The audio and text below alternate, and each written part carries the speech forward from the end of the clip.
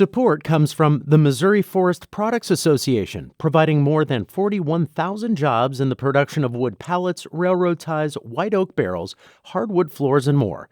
Details at choosewood.com. This is St. Louis on the Air from St. Louis Public Radio. I'm Elaine Cha.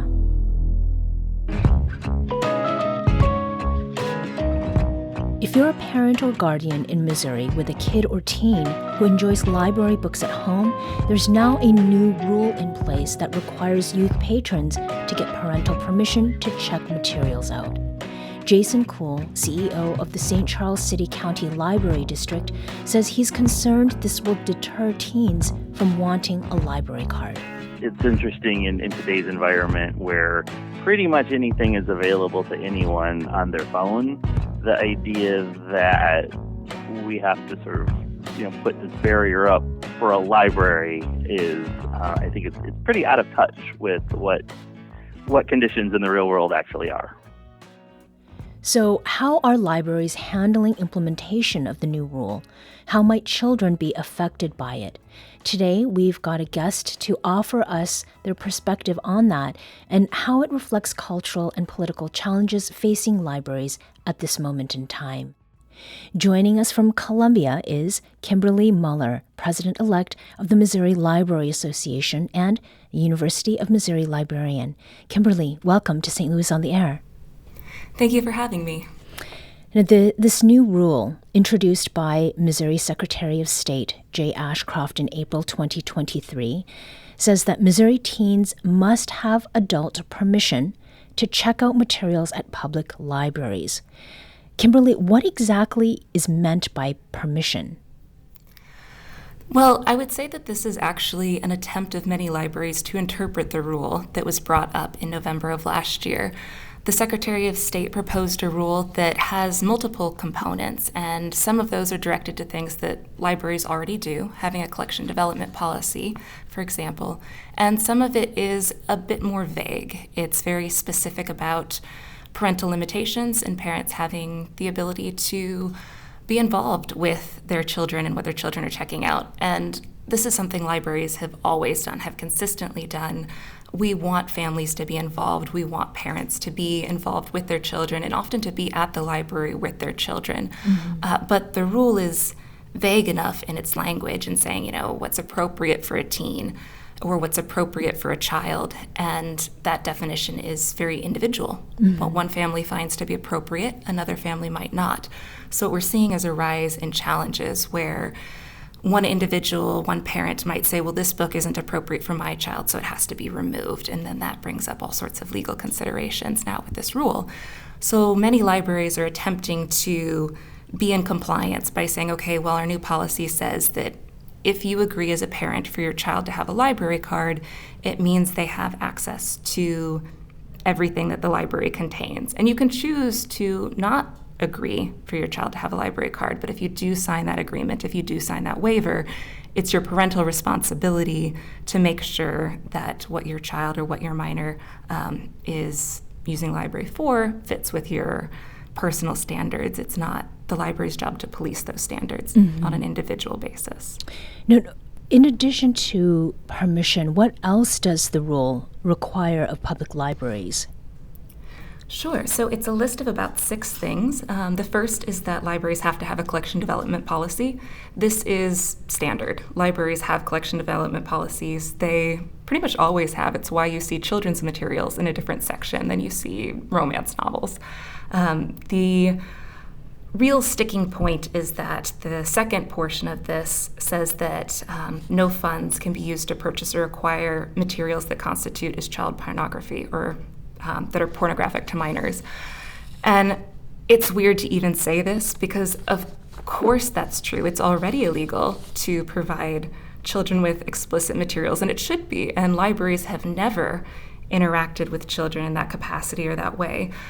The trick is that the term used in the rule is obscene. And again, what one person deems to be obscene might be vastly different from what another person does. And what we're seeing is that many people are choosing to define obscene as anything that relates to identity. So whether that's racial or ethnic identity or LGBTQIA identity, the materials that we're seeing consistently challenged are relating to identity. And so it's this idea that libraries can't purchase and, according to the rule, display materials that fit an ambiguous definition of obscenity. So, yes, we've talked about this at length in past segments, and at that time we've heard different things with sort of the same theme underlying. I mean, you said that it's 6 things that are part of this new rule. Much of it is really not anything new. So what is it that you are hearing from libraries about having to comply with these new rules written in this particular way? What we're hearing from libraries is a lot of confusion. And when this first rule came out, it kind of came out of the blue. There were a number of library directors that reached out to the Secretary of State's office and that talked to lawyers trying to get clarity on what it might mean. And there really hasn't been any guidance. So libraries throughout the state are choosing a variety of options to try and figure out how to comply with this rule because, again, it is based on an individual or personal perspective. Many libraries, like St. Charles and like Jefferson County and Columbia, where I live, already have in place age restrictions saying, no one, of course, can have a card if they're a minor without permission from their parents. But now that's being much more explicitly stated. So some of the language involves things like saying, in granting permissions, legal guardians acknowledge that all materials of the library will be available to the minor. And this explicit terminology or this explicit language now is being something that's a part of signing to say, yes, my child can have a library card. Certain counties have decided, okay, this is an opt-out situation. We're not going to revoke the library cards for children. We're just going to say, this new language is there. We're sending out a message. And if parents want to opt out, they can say, you know what, I don't want my child to have a card anymore, so I'm going to opt out, and their card is no longer valid. Other districts are deciding to expire all cards for minors, so anyone under the age of 18, and say, no, parents actually need to come in and sign new permissions just to make sure we have on record that every individual parent is agreeing to this. It's being seen in a lot of other actions as well. Here in Columbia, teens no longer can get temporary access to computers that have internet. They can still access the catalog to search for materials, but they can't access the internet, which of course is a barrier for doing things like homework if teenagers are coming to the library after school to do homework while parents are still at work. Right. So it's showing up in a variety of different ways. Well, and given that school is just about to start, certainly it seems that these practical barriers and challenges are going to come to the fore even more. We would like to invite you to join the conversation this hour. How often did you visit your local library as a kid or teen? What did having that space and resource mean to you at the time? Or what are your visits to the library with young people like now? Give us a call at 314-382-8255. That's 314-382-TALK. You can also email us at talk@stlpr.org. Now, at the beginning of the show, we heard Jason Kuhl, CEO of the St. Charles City County Library District. He told STLPR reporter Marissa Ann Lewis-Thompson that most of the things the rule addresses, in the same way that you've said, Kimberly, that they've been in place in libraries for years. Most of the things that the rule addresses have been in place in libraries for years. We have always had a way to challenge items. We have always been staunch advocates for parental involvement with their kids' library access. We encourage it. We're on their side. We want to make sure that parents are involved. So, yeah, I think not too much has changed, and I think in many ways, and I'm going to quote another library director here, that this is a solution in search of a problem. but we're going to continue providing all the materials that we've always provided to the public and promoting freedom of access for everyone. So, Kimberly, what do you feel when you hear Jason say they will continue to promote freedom of access for everyone? And, are libraries hampered now in that goal? This is the mission of every library. We want to provide access to materials for everyone, and we want everyone to find the things that they're looking for at the public library. Public library collections are diverse because our communities are diverse. We never want to just have materials that talk to one community or one identity or one perspective. And so providing access and continuing to provide access to all perspectives and to all needs and all families is really the goal. So yes, the library's mission is still the same. This rule doesn't change that. Libraries still want to be there for families with children and to be there for those children and teens as they explore and they find what they're interested in and hopefully love and gain a love of literacy as they go through that process, but also to have things like technology that aren't always accessible. So yes, the mission of the library has remained the same. It's just a matter of how do we comply with this rule in a way that still allows us to provide for a diverse community without ever having those underrepresented voices taken away. Right. Now, the library has or will write a publicly accessible policy allowing the parents or guardians of minors to challenge the age appropriateness of any library event or material. That's also part of what is going on right now. Is there a precedent, any precedent for a rule like this, that allows the public to dictate and possibly change the way a library organizes its catalog, Kimberly? Of course. Actually, libraries have consistently had challenge and reconsideration policies throughout their history. We want feedback from our patrons. We are a community and a public service, and we want to have that input from our community, both the positive feedback, because we love positive feedback, but also the challenges and the reconsideration and the criticism, because that's how we grow. And so every library that I've ever known has a challenge or a reconsideration policy.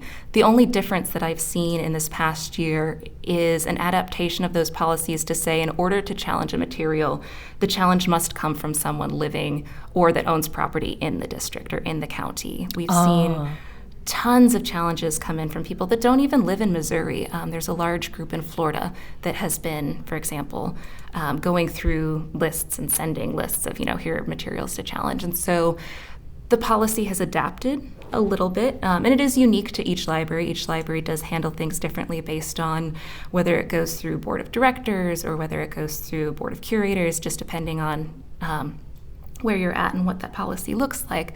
But there's always been a way for patrons to say, you know what, I think that this isn't what I expected. And really, all of the way that libraries usually handle this is through a conversation, talking with a patron and saying, okay, we're sorry that your experience with the library wasn't what you expected. What were you looking for? What can we help you find? Because again, there should be something for everyone present. Right. So if you were unhappy with this particular experience, how do we change that so your interaction with the library is positive? And then sure, let's take a look at what your concern was and not just ignore it. So that's always been a part of how libraries operate. This just makes it, I would say it's much more discussed. It makes it much more significant part of the conversation. The number of challenges has dramatically increased, but this is something that Missouri and that the American Library Association have kept track of consistently. You can go through the American Library Association's history and see each year where challenges come from, and there's a ton of data that's collected on it. So it's something we take seriously. Right. We have John calling from Ferguson. John, welcome to St. Louis on the Air. Thank you. I've been a trustee for the public library about 15 years over the last 20 years. And this is the first time we've ever had anybody from the state really pay attention to it. And it seems like such a waste of our time. I mean, my thought is that the Secretary of State has better things to do. Yeah. John, thank you. And that actually gets to something that I was wondering, and that is that with all this energy and the resources that librarians are having to put into compliance with this new rule, what is it that that patrons and community members are now missing? From what we see, I mean, we're trying to find a way to service more people. Like we have an outreach on the West floor, so there's people who need copies, faxes, computer access, stuff like that. You know, this is truly what some of the underserved population need, but yet we have to chase around trying to make sure that we're in compliance with the Secretary of State. Right. John, thank you. Kimberly, what are your thoughts on that? Yeah, I'd love to add to that. My thought is that, yes, libraries are starting to have to do less because they're already pretty dramatically understaffed in Missouri. And when you take time to say, okay, we're writing new policies, but we're not just writing new policies, part of this particular rule is having to post challenges on the website. And most of those, again, were already available, but going through and having an itemized list on a homepage is an additional burden and does take extra time. And it's especially a burden for rural communities where internet access isn't universal. And many libraries don't necessarily have a web page that they run or maintain. They just might have a homepage with hours and very basic details, but they don't have anyone hired to continually update a website. So it definitely...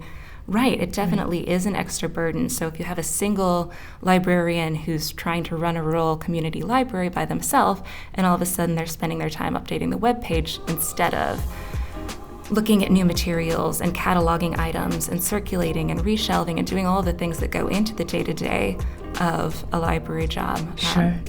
It just means there's not as much programming. Sorry to interrupt there. We're going to take a very quick break here, but we'll be back shortly to continue this conversation. This is St. Louis on the Air on St. Louis Public Radio.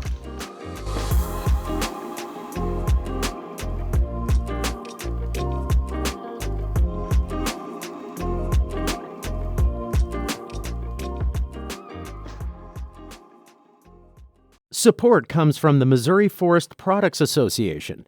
Missouri produces wood pallets, railroad ties, white oak barrels, hardwood floors, and more. Details on the variety of products made in the state are at choosewood.com.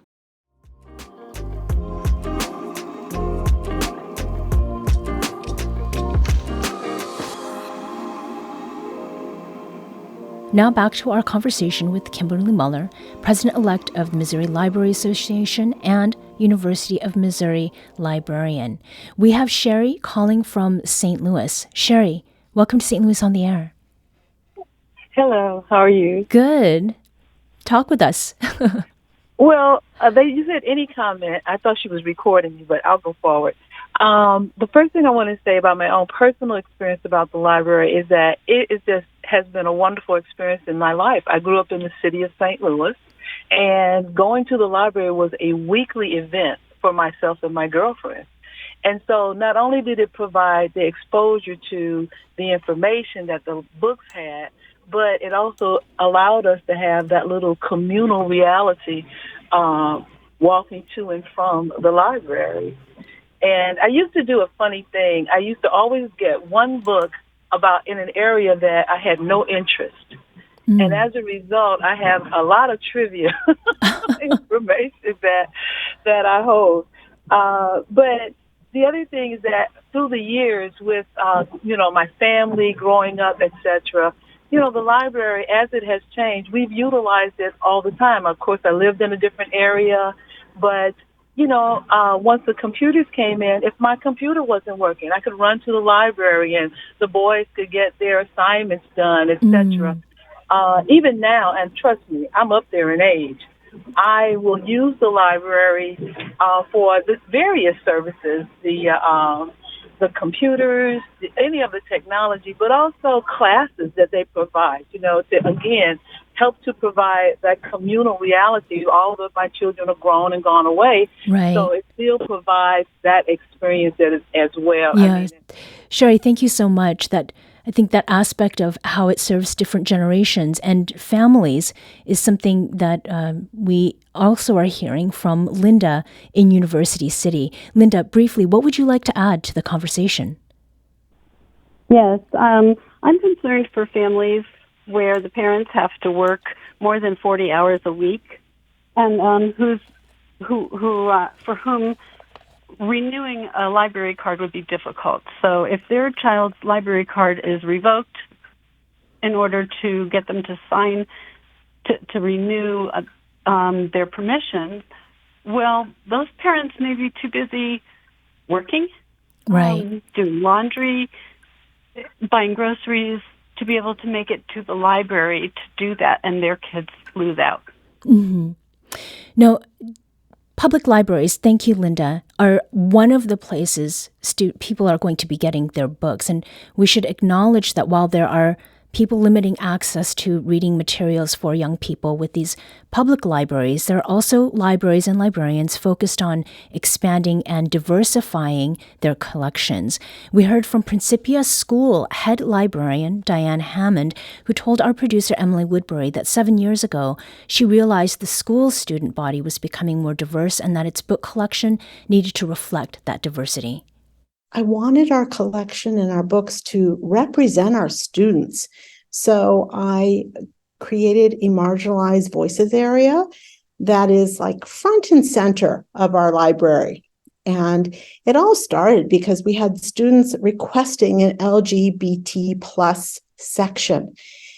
And I created that section, and the response was wonderful. Students welcomed it. The administration were supportive. And so this whole area, which is in the front and center of our library, just expanded so that it included Black fiction and nonfiction, courageous women, Asian American, Latinx, Hispanic, and Native Americans. And it's just been so wonderful for the students to be able to see themselves, but also be able to experience another's experience and perspective. It's the whole window and mirrors concept. Our producer also asked Diane what her students have to say about these rules, these debates about what is appropriate for them, but don't invite them into the discussion. I mean, I'm sure that they are aware of it on some level, but for the most part, they're not at all concerned, which is actually lovely. I know that the students appreciate the depth of the books that we have, and I'm thrilled to see that there is an interest in the nonfiction. It's not just the fiction, the teen books, but it is the nonfiction that is getting into tough issues, and I'm thrilled by that. And they don't seem at all fazed by any of this. Now, in the final couple minutes we have here, Kimberly, in terms of support from communities, do you feel that by and large libraries have the support of the communities they serve? Absolutely. And I think this has been the most rewarding part of the entire last few months while we've been discussing the rule and discussing other potential legislation. The challenges, the negative responses to libraries have really been a very small minority. I would say a very vocal minority, but a very small minority. We have so many community members that are supportive, that come up on a daily basis, either to people at the desk or that send emails to the Missouri Library Association, or that are just through a variety of different ways letting us know that we have their support.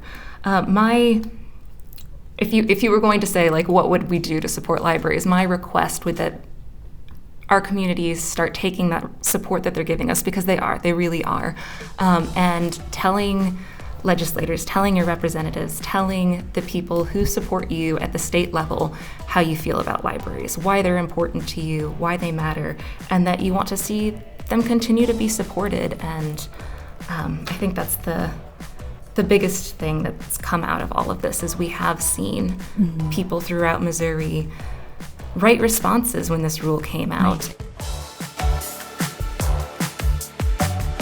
Kimberly Moeller is president-elect of the Missouri Library Association and a University of Missouri librarian. This episode was produced by Emily Woodbury, with audio engineering and podcast design by Aaron Dorr. Our executive producer is Alex Hoyer. St. Louis on the Air is a production of St. Louis Public Radio. Understanding starts here. St. Louis on the Air proudly supports local artists by using music from Life Creative Group. Do you find yourself regularly listening to episodes of St. Louis on the Air? Suggest us to a friend you think might enjoy our conversations, and leave us a review and rating on Apple Podcasts on the App Store. It's the simplest way to help people discover our show. Thank you. St. Louis Public Radio is a member-supported service of the University of Missouri St. Louis. Support comes from the Missouri Forest Products Association, providing more than 41,000 jobs in the production of wood pallets, railroad ties, white oak barrels, hardwood floors, and more. Details at choosewood.com.